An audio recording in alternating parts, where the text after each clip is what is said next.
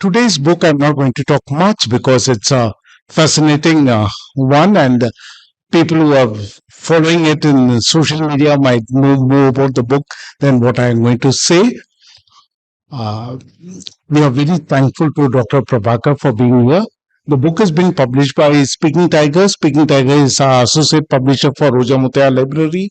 Our book on T.N. Rajaratnam Pillai was published by Speaking Tiger. Therefore, we are very happy that associate publishers are associated with this event.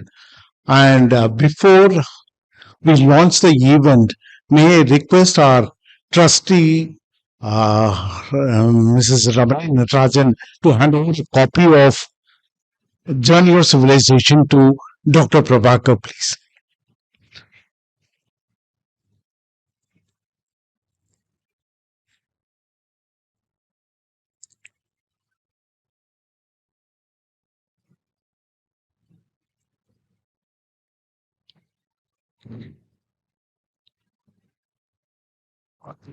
May I request founder the DPF, Dr. PTR, to hand over a copy of a tall man to Mr. Ram.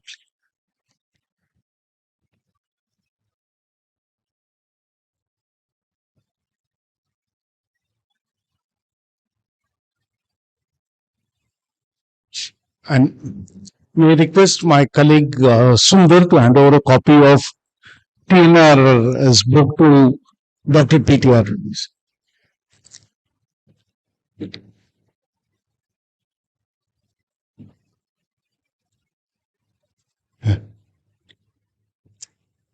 Before we launch the formal discussion on the book, may I request Dr. PTR to say a few words about DPF and our reading up, please.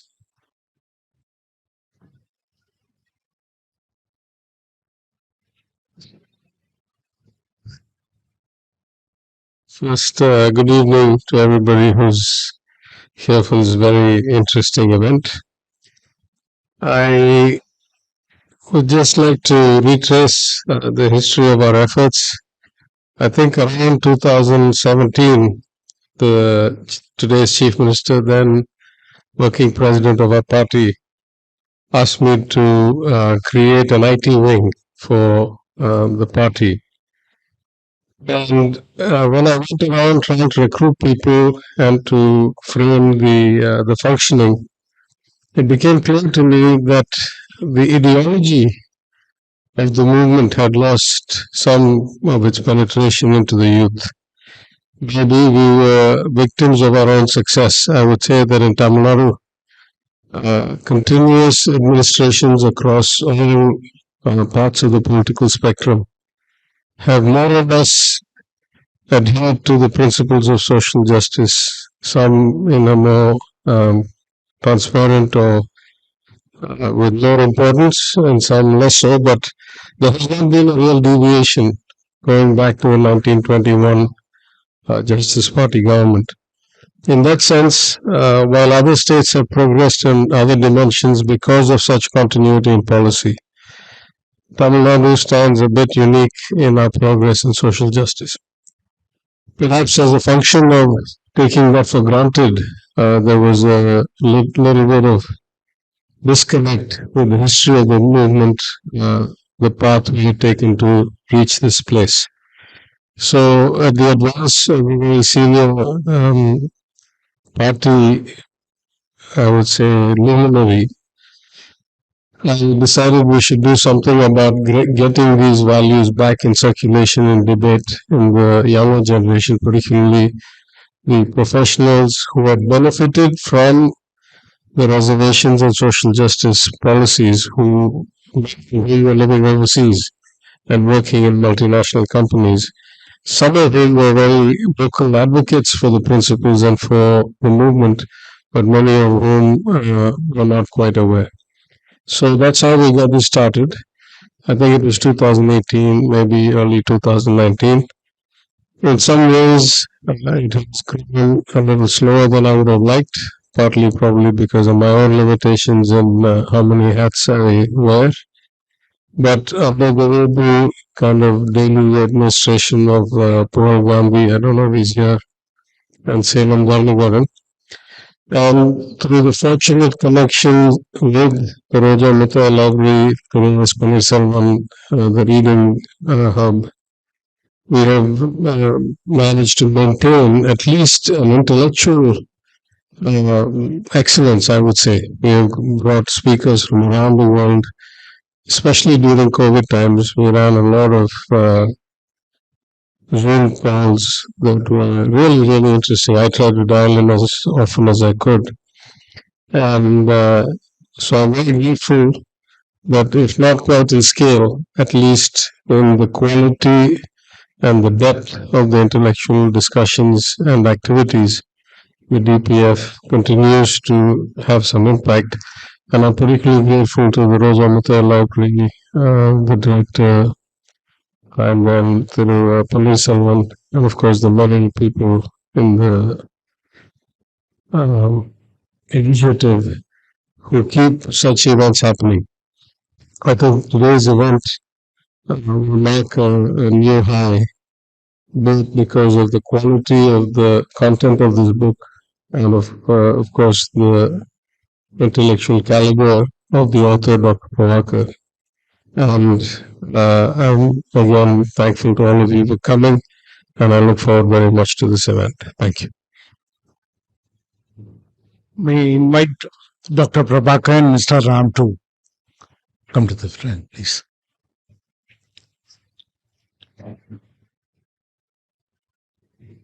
Crooked Timber of New India. Subtitle is Essays on a Republic in Crisis. Is very evocative of the contents of the book. And I was struck by the clarity of the essays that constitute this book. Most of the major issues that have come to the fore have been dealt with, analyzed with clarity and an exposition that is extremely accessible. These essays have been published in various places. They have been revised in some cases. Some were unpublished. Some of the essays were unpublished, and there's also contributions to this particular book in the form of essays. And these are chapters of the book. First, I'll ask Dr. Prabhakar about the title, the metaphor, the crooked timber. Could you give us an insight into the origin of this title?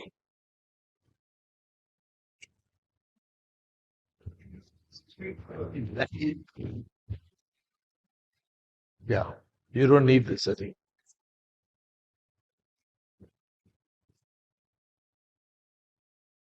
Good evening, everybody. Let me say this. It's a great honor to be here in the Roja Mutaya Research Center and Library, especially today with Ram. I do not know if Ram knows or not, but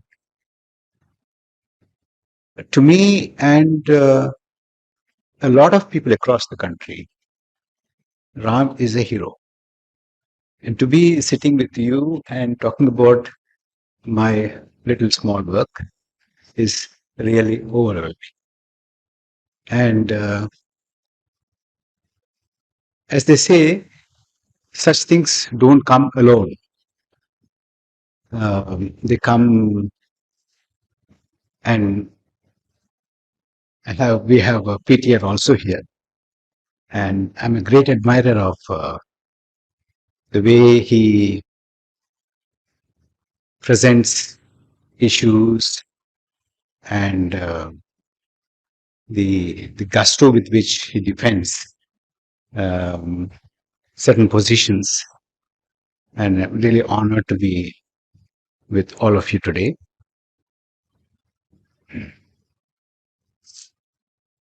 Ram, I have stolen this phrase, the crooked timber, from Immanuel Kant, whom I've been reading him for quite a while, and this particular thing has stayed in my mind for a long time. He says, from the crooked timber of humanity, nothing straight could ever be made.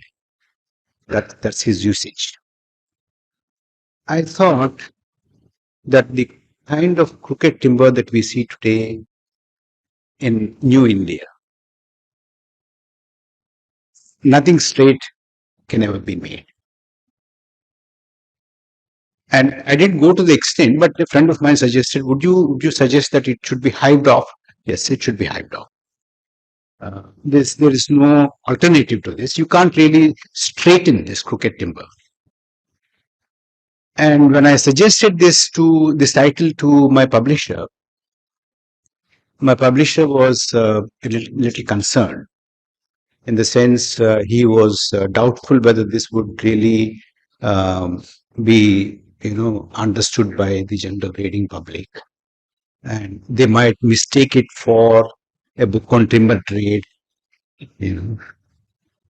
But I stuck to my guns. I said no, it would, because it's very plain, it's straight. And when they see crooked timber and New India, they would automatically, people connect to this.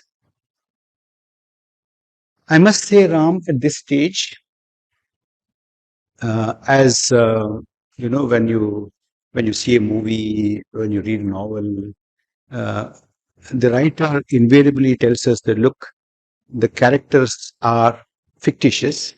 Any resemblance to the real life characters it's only coincident.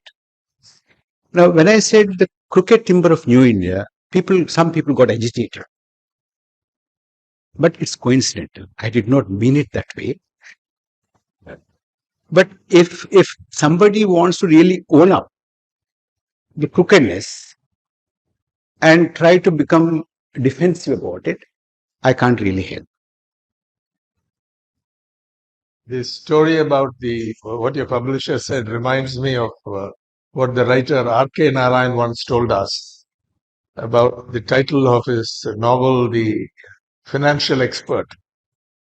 He said a sort of glorified moneylender who had never read a book in his life bought 100 copies and sent it. He had a firm and sent each copy to various people in his firm, because he had become quite big by that time, and then realized that there was no expertise was involved. But whether it really happened or Narayan made it up, because he's that kind of writer, I can't say. But it reminded me of that. But coming to the organization of this book, I said that it has great clarity. So my first thought was, why was it not written in terms of just chapters rather than a collection of essays? Because it lends itself beautifully to that organization. You dealt with various key issues that have come to the fore. They're capable of being organized into this. But I guess the answer was there is a certain integrity and a certain voice that belongs to the period in which you wrote these, namely between early 2020 and late 2022, right? So it stands out. That's the answer, and many were adopted or written for your video blog, Midweek Matters. Prabhakar is a well-known public intellectual, apart from being a scholar, an academic, because he takes his ideas across on different platforms. The common theme, the running theme here, running through these essays, as you say in the introduction, is that India's inexorable drift towards becoming a republic with highly compromised secular, liberal, plural, democratic credentials. Highly compromised. How compromised are we? At what stage of compromise or erosion of these credentials? I'll give you a real life situation. When I contacted some publishers and told them that I have a book to be published, they were very enthusiastic. Then, as any publisher would ask you to send you a few samples of your work. So I did. And then, Ram, nobody would call me back. They won't answer my emails. They don't take my calls. And after a long time, one or two of them get back to me and say, "Sir, we have a long queue waiting list. Many things are in the pipeline because of the pandemic. Are you in a hurry to publish it? Can you wait?" I said, "I'm not in a hurry to publish it. I can wait." Then they said, "Can you wait until 2024? I don't know why you laugh.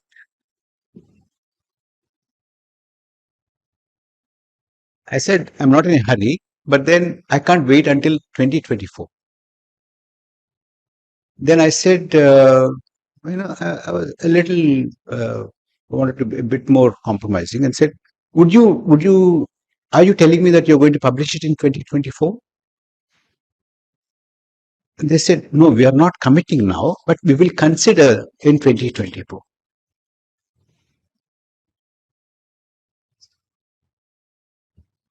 Then I got the point. I said, "No, I can't wait till then." So this tells us to what extent our diverse, liberal, secular, democratic credentials are compromised. This is my real life situation. You see, somebody asked me some time ago,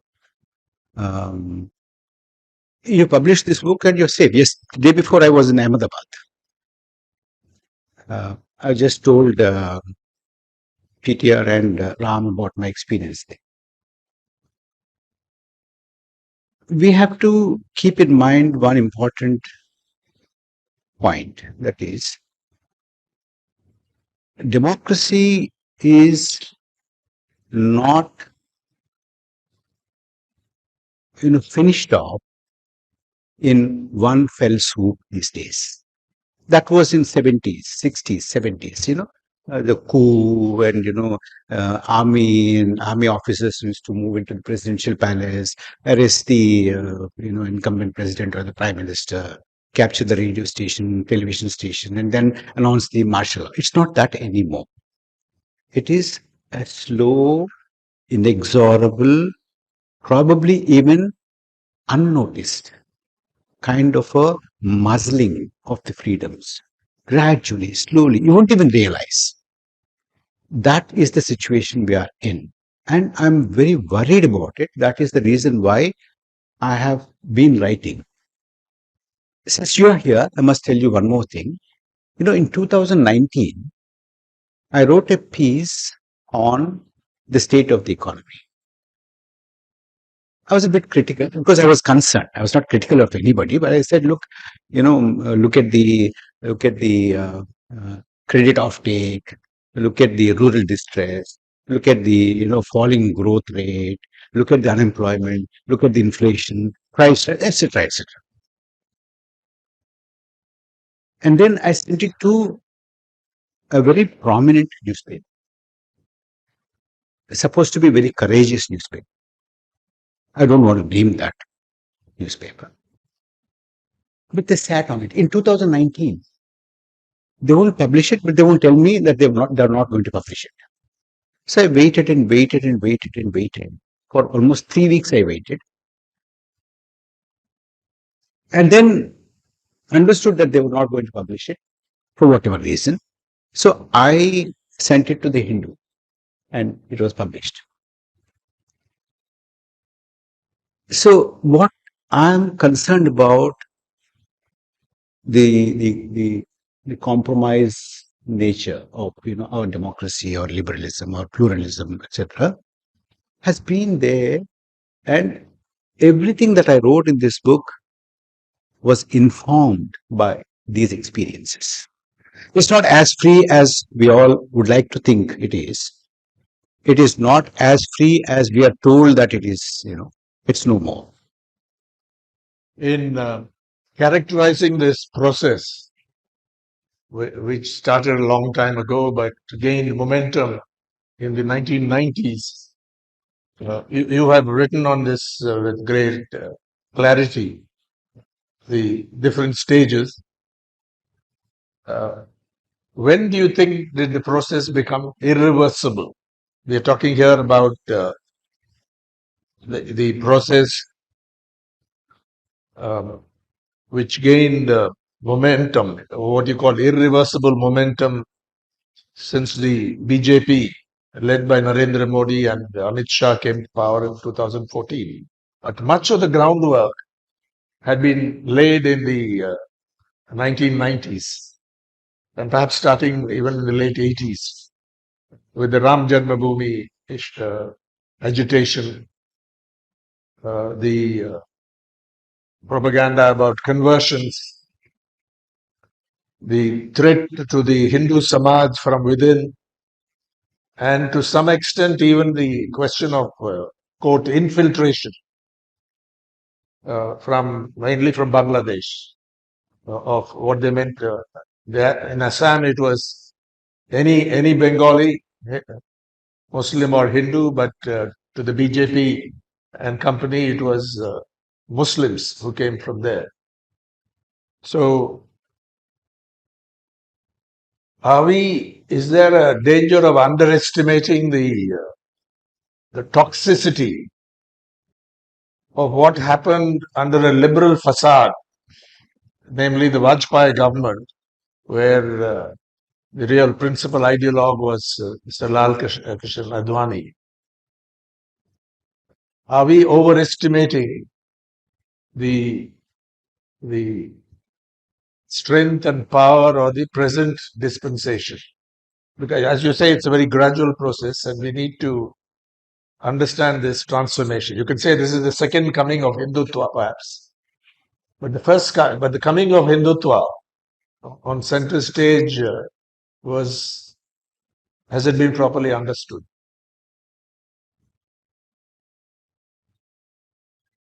This is a very troubling question. I tried to think about this, applied my mind to this. Let's see what used to be the discourse. Can you hear? No, I'll use this. How is it now? Not bad. No bad. Can you hear? Somebody will have to help me.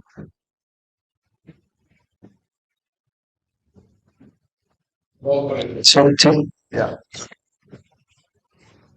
இது of பண்ணுவாங்க. It's better now. I think it's too much. Ram, what stands out to me, the kind of transformation in the political conversation that used to happen, that's happening today. Now, how it transformed. BJP, for a long time, most of you remember, used to time and time again say that we are also a secular party. We are also secular, but not like them. We are not an appeasing secular. We are genuine secular. We are genuinely secular. And today, what is the political discourse? I'm also Hindu, but not like them. Now look at the transformation. How did this happen? Today, There are political leaders who would say, we are also Hindu. I go to temples. I fast for 9 days on such and such occasions.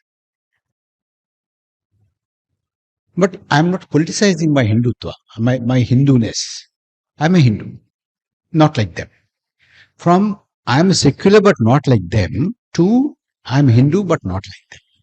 That is the major transformation that has occurred in the Indian political discourse, which came about, it took decades. If you want me to put a date, I probably will not be accurate, but I can tell you what my sense is.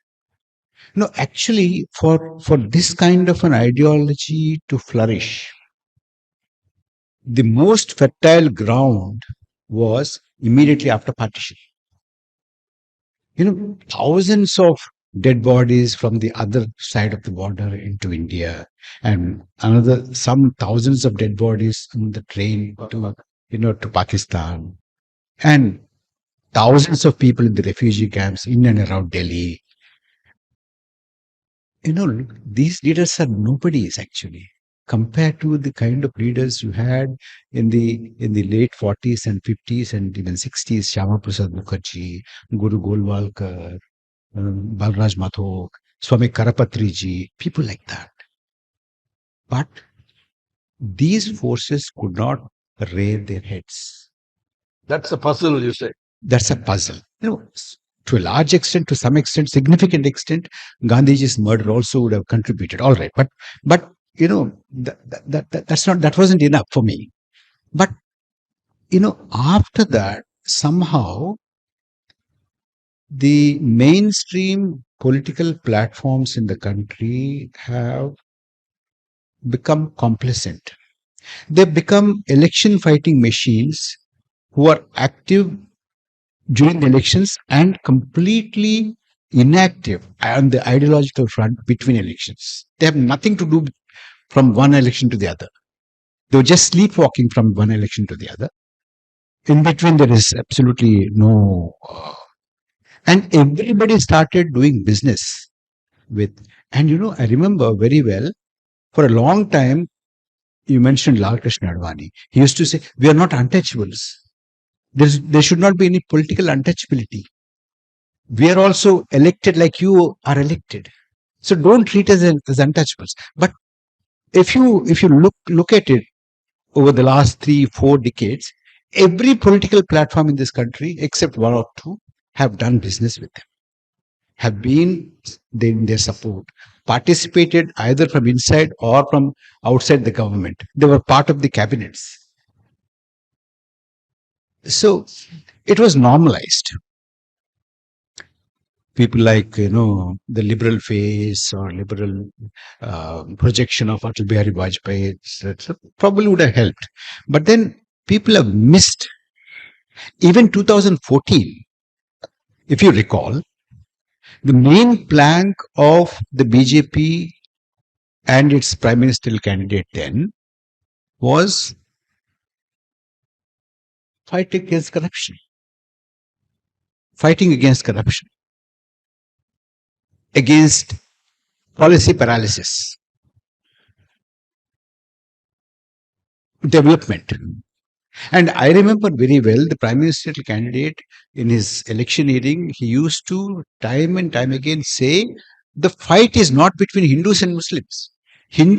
But the fight is between Hindus and the Muslims on the one side and poverty and unemployment on the other side.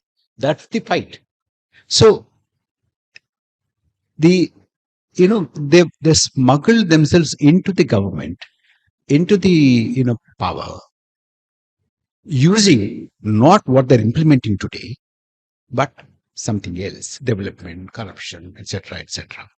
And then once the purpose is served, all these little things were thrown out. As I mentioned, the actual payload is Hindutva.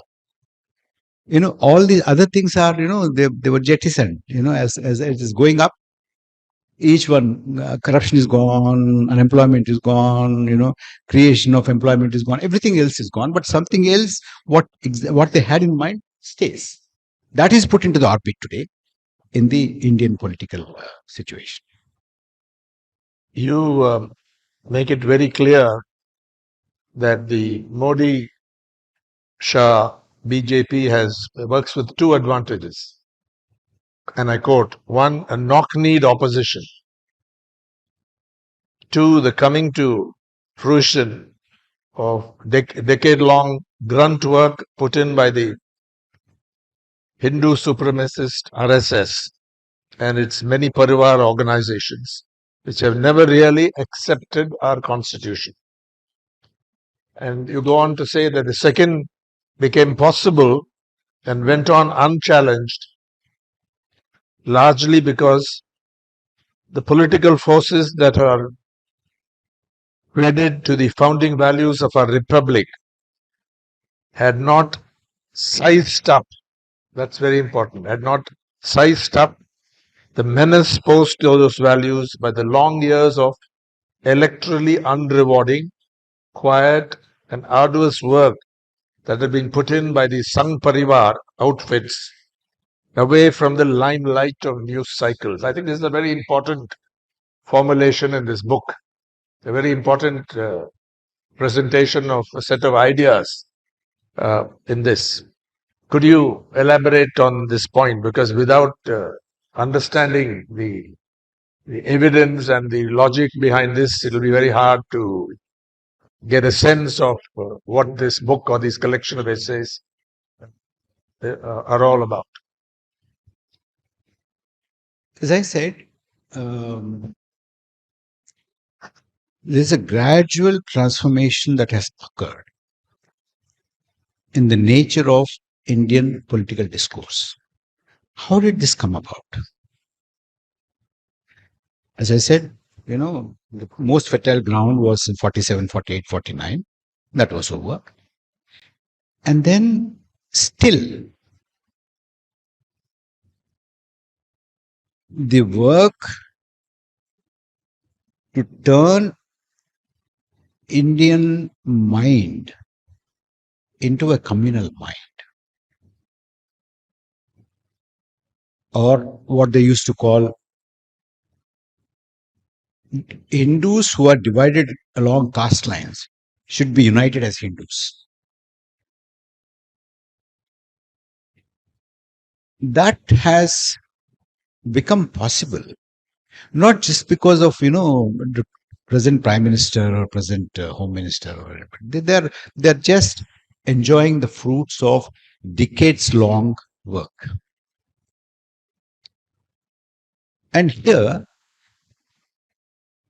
we, as a matter of fact, we must recognize the hard work that is put in for decades by numerous faceless people who were willing to put in that kind of a work, who are motivated to put in that kind of a work, without expecting electoral rewards, without expecting any, rewards in terms of positions or, power, wealth, nothing. They just went on working and working. And today's BJP is the beneficiary of those decades of, long work, arduous work that was put in. So much so that in 89, Rajiv Gandhi had to launch his electoral campaign from Ayodhya. Right. From Ayodhya, he had to launch his campaign. And today, what is the kind of... There is somebody today who could rant against Mahatma Gandhi without being challenged. It's not it's not difficult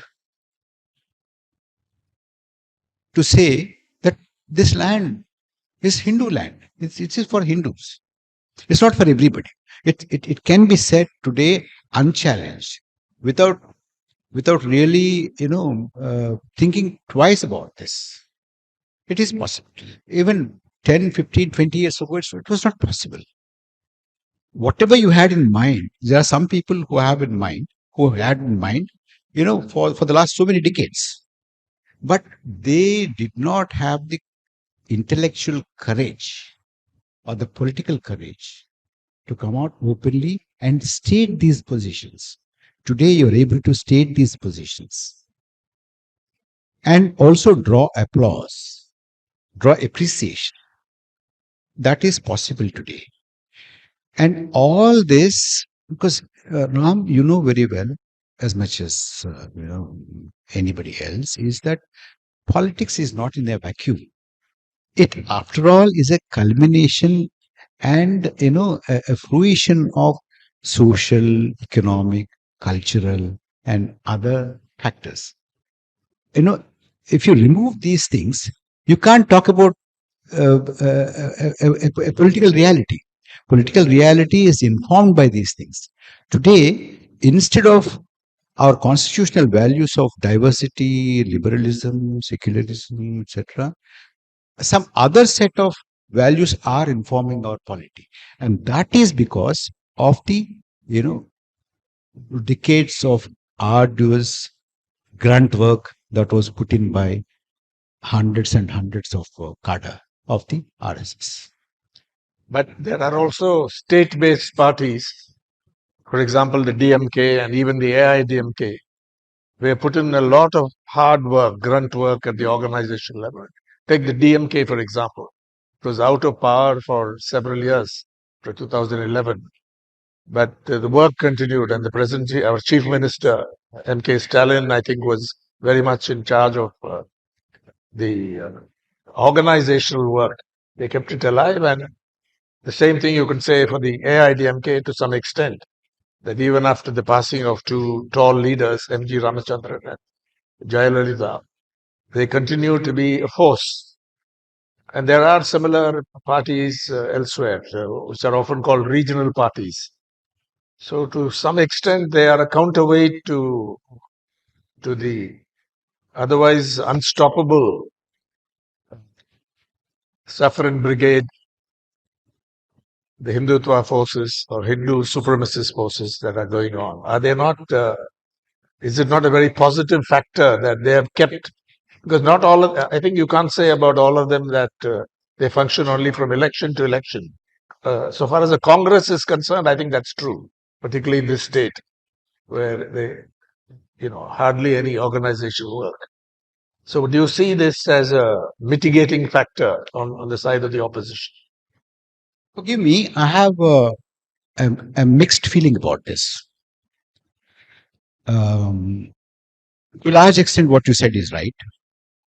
Some of these political parties and PTR's this forum is Yeah. very much a response to that situation at the ideas level and values level. Yeah. So I would completely agree with you, provided they have not done business with BJP. They have not done business with BJP. they've gone. No, if they had not done, Yeah, your Faustian bargain. yes, is if a they had not, factor. if they had said, okay, there's no room for you in Tamil Nadu, there is no room for you in Andhra Pradesh, there is no room for you in, say, Telangana, maybe there is no room for you, etc., some places. But I win it, I win this, and give it to you. There is a problem there. If they had said, I won't let you enter here, I oppose you tooth and nail, I will win this, but I'll halt you. I don't want to do business with you. If they had said this, yes, I would 100% agree with you. That's the reason why I said I have a mixed feeling about this. They're clear, but probably most of these, I'm not trying to say, look, I'm very wiser than, all these big political leaders. And, it's after all, practical politics. They Yes. have to, they have to make compromises. And somebody had said politics is an art of making compromises and things like that. Yeah. All these are fine. But the point is this. The point is what I term as the Faustian bargain, where you are prepared to sell your soul to the devil in exchange for some kind of a little advantages. And you analyze the motives, why they do it. Yes. Can you share that with us? Yes. For instance, look at the political parties. The political parties who would not allow this juggernaut to roll into these states, they would tomorrow strike a bargain with them and say that this is in the interest of the state, because we need to be friendly with the union government to get grants, to get railways, and to get investments and things like that. I'm not trying to say they're wrong, but this is what has happened. Now, today, in some places where they know that they can't enter, despite whatever efforts, at the end of the day, they're okay with it, because ultimately whoever wins here, would lend their support to us, wouldn't they? And it has happened, and it could happen. Therefore, Ram, in this whole narrative and this whole thing that's happening in India, I don't really put much in store in the wisdom of the political parties alone. The political parties, if the public opinion, if the civil society is very clear about these things, tell me which political party would dare to do business with these kind of forces? They wouldn't. Yes. But that has compromised also. Now, civil, for instance, look at Karnataka elections. In fact, my book was first conversation on the book happened in Bangalore one day after the Karnataka elections were declared. Results came out. After the results came out, results were declared. And everybody was upbeat, everybody was happy. And I said, maybe not to the liking of many people, is that, let's not prematurely celebrate those things, because after all, the BJP's, it was not BJP's government. The mandate was not BJP's. They've taken it over after a year or so. Now they've gone back to where they were in 2018. They're now sitting in the opposition as they sat in the opposition in 2018. But what concerned me and what concerns me today is this, that their 2018 vote share of 36% has not shrunk. And their hold more or less on the coastal Karnataka remained intact. Their hold on the Bangalore and surrounding areas more or less holds. So what are we celebrating? So the point that I was trying to make there was, one election, even if it is 2024, if the present dispensation is defeated, I would still think that at least another decade or decade and a half hard work among the civil society is important to see that this poison that is now in the country, which is injected, is completely excised from the minds of the people.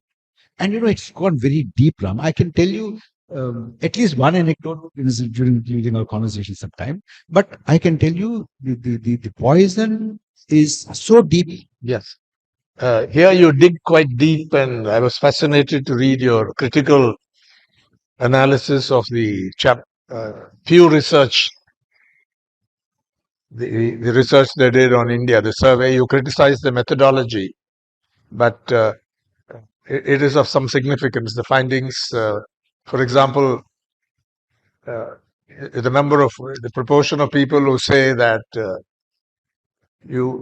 being a Hindu, being a Hindu is you have to be a Hindu to be a real Hindu, at least in a civilizational sense, I guess, to be a real Indian, and you have to speak Hindi in order to be a real Indian. So there's fertile soil, presumably. And then I also was interested in your discussion of that drawing in the German humorous magazine, the rabbit and the duck. Which is quite fascinating. In fact, that could be a whole book in itself if you expanded the ideas. Could you share your thinking on that? That's why you say it's gone very deep. It is. And yet there are some bright areas. Ram, can you imagine that with this kind of a price rise, with this kind of inflation, and with this kind of unemployment, especially youth unemployment? Youth unemployment, I do not know how many of you are familiar with the data. I don't want to, I think that's very important. a lot of data. I want to, make this evening as prosaic as possible, not too much. But the book is solidly backed by data, or what he's used. Yeah. Our youth unemployment is 23%. PTR is here. Can you hear? You're able to hear? No? You have to speak up, I think. Yes. How is this now? Okay. Yeah. The youth unemployment today is 23%. Roughly 28.9, 22.9, no, 23, roughly 23. Data source? Data from... Data source. This is very important. Yeah. Data source. Government of India has no data. The Prime Minister has some data. The Prime Minister knows how many times he was abused. Precisely. But not 90 times, not 85 times, not 92 times, 91 times. Precise data the Prime Minister has on how many times he was abused. But if you ask the government how many migrant labor died, how many COVID deaths happened in India, what is the state of affairs in terms of oxygen supply, what is unemployment, what is the labor participation ratio, labor force participation ratio, they don't have data. And I'm not saying this just like that because I didn't find it. The government ministers say this in the Houses of Parliament, that they don't have data. So you have to now necessarily go to sources like the Center for Monitoring Indian Economy, CMIE, or the other sources that we have. Or sometimes, normally the international organizations put out data which are collected from the governments, respective governments, because they don't themselves go out into the field and collect the data. So whatever the government of India gives them, they formulate their conclusions, their observations on the basis of that, and they give it. But sometimes we also have, especially when it comes to growth rate, unemployment, poverty, and all that kind of a thing, they sometimes do their independent studies. One such independent study by the IMF, World Bank, etc., they give you youth unemployment. Youth unemployment, we are in the company of Ram, you'll be surprised. We are in the company of Lebanon, Syria, Iran. We are in the company of illustrious company of these people, these countries. Bangladesh has 12% youth unemployment, half of what we have, slightly around half of what we have. All the demographic dividend, the so-called demographic dividend, is squandered.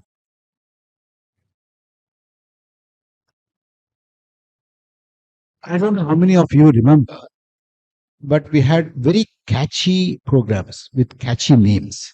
Stand Up India, Make in India, Skill India, Hello India, doubling the farm income, and all that. Because I don't have much to do, I go into the ministry's websites and their annual reports.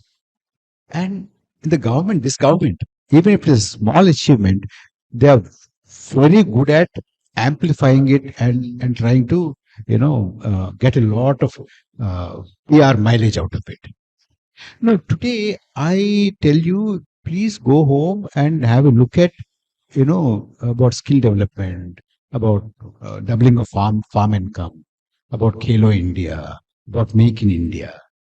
Not a single word in those respective ministries' annual reports also. They don't talk about it. They are meant for, 1 or 2 days of headline management. After that, the all the programs, the catchy phrases, etc., they fall off the wayside. They're not bothered. Nobody is bothered about them. So demographic dividend is squandered. There's a massive youth unemployment, and there's a massive skill gap. I'm not talking about the skills of those people who are not employed. Even those who are employed, that's the reason why I say, Ram, if you've noticed, I say India's unemployed and the India's unemployable. Because, you see, our skilling of our workforce is 5%. Let's not compare with, Japan or South Korea, who are somewhere around 85%. Even among our peers. Among the labor force. Yes. Yeah. It's 5% is what? It's miserable.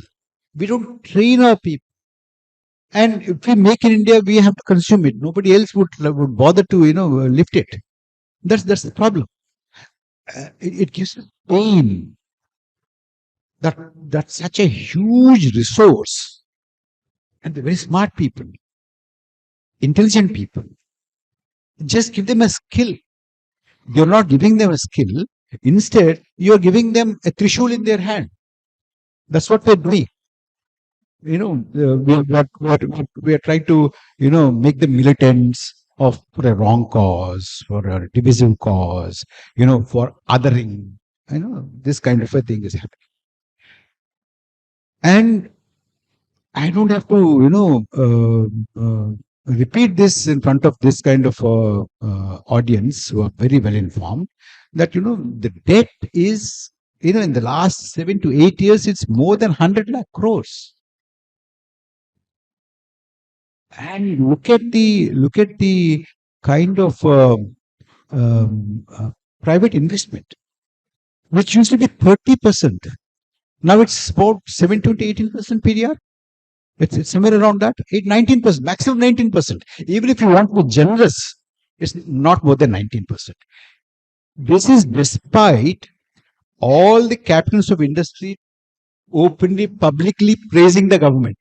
But if you ask them to invest, they are not willing to invest. Now, I think Dr. Jaishankar told the parliament or somewhere last couple of days that so far this year, 80,000 people have relinquished Indian citizenship. 80,000 so far. And this has been happening every year, especially since 2014, year after year, not less than a lakh and a half every year. High net worth individuals are leaving the country. They don't want to invest here. Why? They say the government is very good. Why can't they invest? And this is in spite of the government leaders repeatedly pleading with the private sector, please invest. They are not willing to invest. This is the kind of state we have, and look at the inequalities. In 2014, Ram, there were 125 billionaires. Today, there are 145 billionaires. Are you not proud of it? Why are you laughing? From 125 billionaires, we are now 145 billionaires. We should be happy. Aren't we growing? But you're not happy. The reason why you're not happy is you look at the 85% of the population which is pushed into poverty. And a couple of days ago or last week, I think there was a flood of reports in all the newspapers that 415 million people have got out of the poverty. I'll come to that. I think that needs about 10 minutes of my time, of your time. I'll explain that to you. But this is the kind of the economy we are living in. And then, of course, we have these lynchings, we have these dog whistles, we have these economic boycott calls, we have calls for genocide. Yes. All these kind of things are. On skilling, Mr. Modi, as chief minister, used to often speak about it. He's told me and others, he wouldn't give press conferences, but in interactions, that we are lagging behind countries like China in this. We have only about 500 odd skills. They have 10 times the number of skills. So it is not that he didn't realize the importance of it. But now, the story is in your book. On economic issues, you call the present government, the Modi government, staggeringly incompetent. You want to say something about that?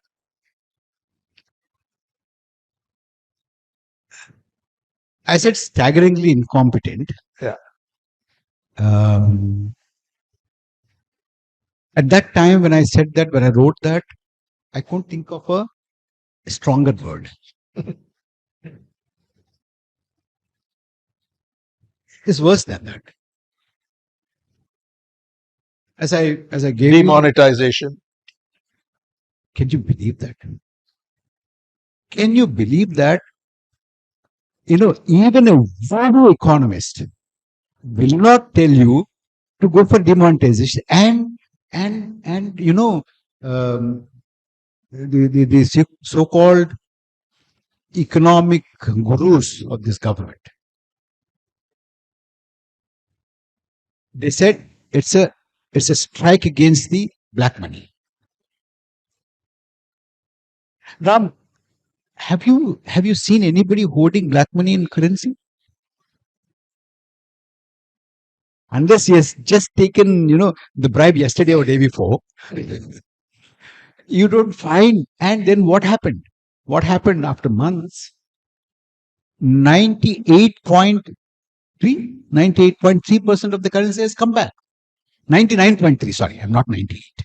99.3% of the demonetized money has come back to the banking system, and then the fresh notes were taken. What's the point?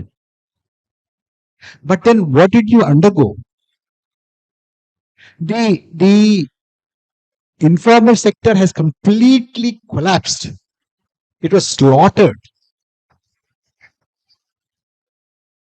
It didn't get up. That is the kind of economic philosophy. That is the kind of economic wisdom that this government has displayed. And that is the reason why I said this is staggeringly incompetent in managing the economy. Not only in managing the economy, but in every other sphere of our public life. Except one thing, they are very good. we talk about the animal spirits in the economy. But this government is very good at summoning the animal spirits in the polity. The polity. In the polity. Not in the economy. In the polity. And you can see it. You can see it in Manipur. You had seen a little of it in different places. But I'm sorry to say this, but Northeast is somehow not so much emotionally integrated with the mainland. We don't feel very much for what is happening in Manipur, and we don't bother to, our mainstream media also doesn't pay much attention and give much space and much time to these. Imagine if something like that, similar to that, happens in mainland India. Imagine. And I can tell you this, that if we are indifferent to these kind of trends that are happening today, that we see, a day is not far away when such things are going to happen in our midst. In 2002, it happened. I'm just fresh back from Ahmedabad, I can tell you. There are at least 3 other important subjects being analyzed in this book. There's a fascinating logbook on our pandemic experience, what it meant for India. And I think that there could be a separate book expanded, because I think it's very important. Then there is the whole, the attack on free speech, freedom of expression, other democratic rights. Also a chapter, also special reference to the control of the internet, the attack on digital freedoms, partly through the IT Act, Intermediate Technologies, etc., Act 2021, and subsequent amendments. But before that, why don't you take your 10 minutes on inequalities, which is a very important part of the book. What the poverty data? I don't know. Most of you must have seen the recent report that 415 million people who are, taken out of poverty. You've seen that. If you look at that carefully,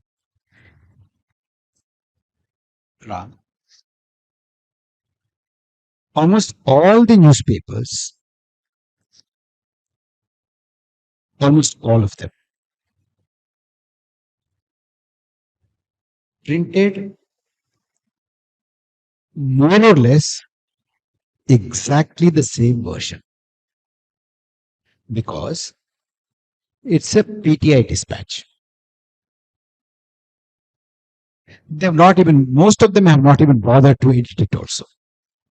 So therefore, if you read in one newspaper, all the other newspapers are identical. Number one. Number two, this is a UNDP study, supposed to be a UNDP study on multi-dimensional poverty index, which is very important. We have to understand the background of this multi-dimensional poverty index. Why did this come about? This has come about because in many countries, in many societies, somebody is earning 100 rupees today, and tomorrow they would earn 150 rupees or 200 rupees, let's say. And which means that, that segment of population or those families or that individual has increased their income. And then if it is slightly above the kind of poverty line, then you say they are lifted out of poverty. But what if they can't afford schooling? What if they can't afford healthcare? What if there is no transport to go around? What if they can't consume news? What if they cannot access television? What if they can't go for a cinema? What if they can't have access to a clean drinking water? What if they can't what if they don't have sanitation facilities, etc., etc. So there was a very a strong advocacy that income poverty itself or income itself is not sufficient. Along with income, you need to have all these in order. That is why it is called multi-dimensional poverty index. You need to have these also along with income. Then it's meaningful. Then you are really out of poverty. Just by, pushing 10,000 rupees into my pocket, it doesn't make me non-poor. But there are people, creative people, who can take advantage of this. And we have taken advantage of this. And we means Government of India. When the formulation was income is alone not the indicator of poverty, but all these multidimensional things you have to take into account. What the recent report, there's a little sleight of hand here. It doesn't talk about income, if you notice carefully. It talks about road infrastructure, it talks about sanitation, it talks about electricity connection, etc. And then say between this year and this year, there's a huge amount of progress. Therefore, 415 million people have come out of poverty. Instead of saying, in addition to income, that is the spirit of the entire multidimensional poverty index. But we have taken that out because I see no way in which income of this section of people has increased. Because between 2019 and today, pre-pandemic, we have not, after pandemic, the kind of pummeling, the kind of drubbing that the Indian economy has received is staggering. We have not gone back to pre-pandemic level yet. When that is the case, I don't have to give a lot of details, but just, broadly, when we have not gone back to 2019, how is it possible that we were able to lift 415 million people out of poverty? One question. Another one related to this, allow me to say this. We are told that we have overtaken the UK economy. They were our colonial masters. They ruled from Fort St. George, all these places. And now we are a bigger economy than the United Kingdom, isn't it? Matter of pride, it is. If at all, if it really happened, if it actually happened. The point is this. Now, when in 2019, you have not even got back to 2019 level, how could you have overtaken somebody? Is it possible? I just want this house to understand, is it because we have grown or somebody else has shrunk? I do not know. Please try and get it. try and understand, try and find out what exactly has happened. How did we become the PTR should tell us, isn't it? How did we become the fifth largest when we have not gone back to 2019?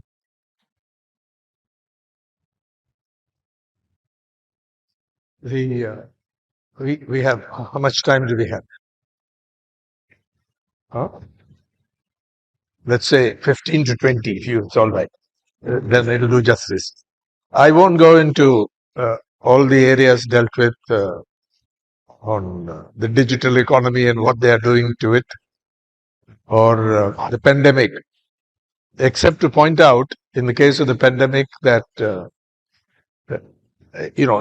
chapter has to be read. It's fascinating because it's like a diary. It's diaristic. It's like a journal. But again, one would say, can we say staggeringly incompetent? For example, the mortality numbers. I think I don't know the latest or what they've released officially. Is it 600,000 people died of COVID-related causes? Of course, that's arguable. How do you define a COVID death or COVID-related death? But I wish to point out that in independent assessments, one done by the New York Times, another by The Economist, the ballpark figure was something like 5 million people. So that's an area I think that has to be read.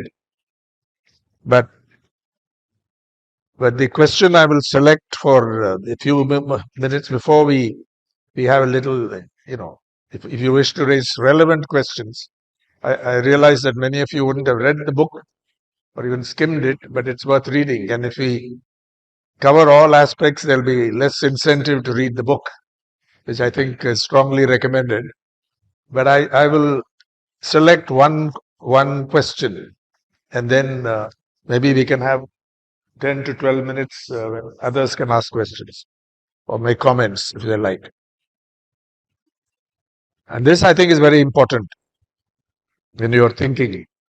And another concern that runs through these essays, this is on page 14 in the introduction, and I quote, "The crisis that the Indian Republic faces will not disappear with the electoral defeat of the Modi-Shah BJP, because that entity, however overpowering it might seem today, is not the fount of the crisis." I think that's an important formulation. The crisis is deeper, and the challenge to the Republic is much more formidable than what the Modi-Shah-led BJP per se poses.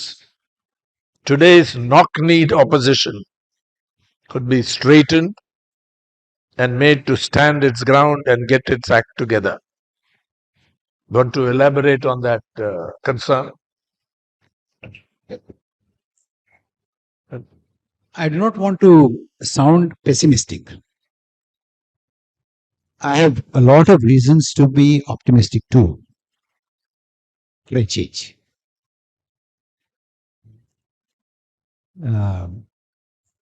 It is a knock-kneed opposition, I said, because it's not able to stand erect, stand the ground. Okay, there are efforts. Very heartening to see there are some efforts. But, these opposition platforms have allowed a free run to the present juggernaut to grow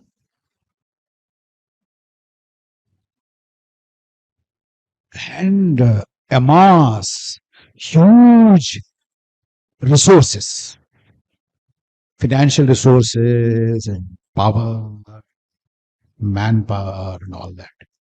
It happened because all the others were, very complacent. They didn't, as I said, they didn't size up the challenge. But you see, the power rests on just about 38% of the popular vote. Because how our republic is configured, this had given a huge number of seats, dominant position in the central legislature. That's a different thing. But 62% or 63% of the popular vote is outside this spell. Therefore, there is a hope. One. The second point I would like to make in this connection is that the challenge is not as insurmountable as it seems. This dispensation is defeatable. And, in different parts of the country, we have seen this. Only when it comes to, the central legislature, you need to configure it in a different way. The response to the challenge has to be configured in a different way. And probably the wise men and women in the opposition conclaves, etc., they might arrive at something eventually. Let's see. Fight, if it is not unequal, and the kind of superiority which is apparent today is neutralized in the form of making people understand what is the danger to the republic, to the idea of India,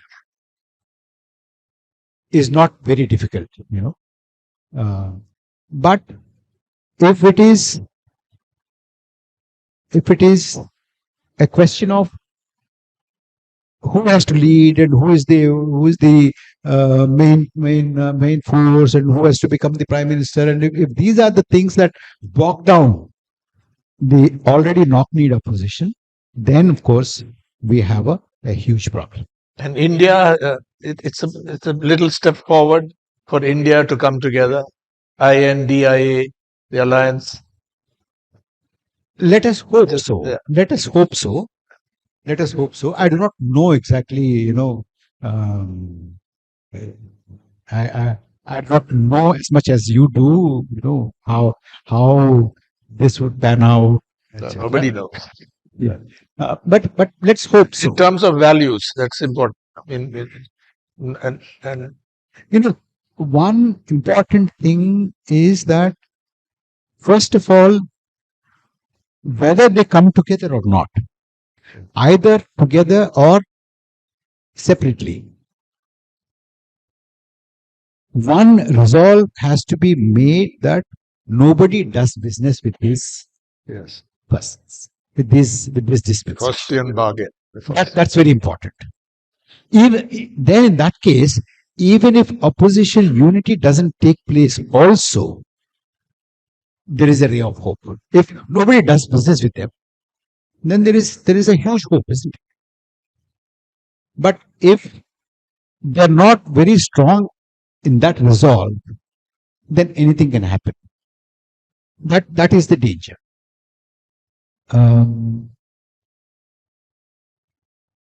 That's so. Yeah.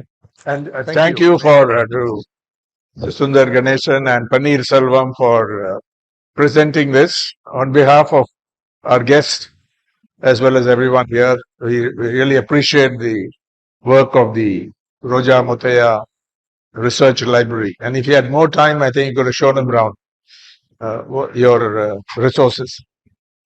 Thank you.